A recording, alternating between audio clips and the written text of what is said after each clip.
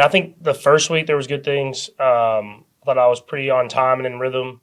Then last week I felt like I started off all right, and then kind of got worse as the game went on. And then obviously this last week, I feel like especially in the first half I was a little out of rhythm, not making throws that I usually make, and got a little bit better in the second half. But now all you can do is go back and practice. I think what I learned at least from last year is that.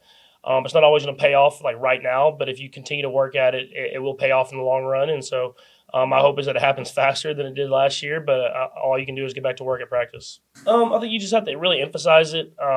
Even on like the little throws, sometimes you go through a practice and there's throws that you almost know you're going to complete regardless, and so you kind of just throw them as like completion throws instead of throwing them to the exact accuracy that it needs to be in the game like moment. And so that's going to be my goal this week is even like if you look at that shallow cross, a lot of times in practice you throw it and just right on the guy's body for a completion. I'm gonna work on making sure that I'm leading them in case there would be a guy behind them where he needs to catch the ball and run. And so it's just little things like that. I mean, you take them for granted a lot of times when you're going through these early year practices, but I'm gonna try to make sure that I stay on top of those things. I think more than anything for me, I think just executing at a higher level in the fourth quarter would be nice for the offense, especially.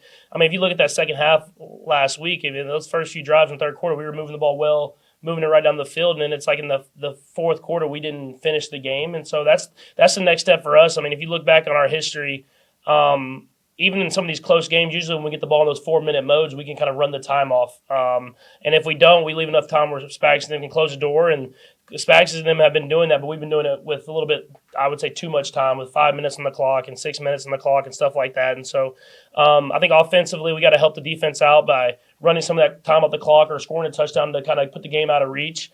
And so then the defense can be the defense and be Spags and be creative and get those game-ending interceptions instead of having to really hold it down there at the end in the red zone.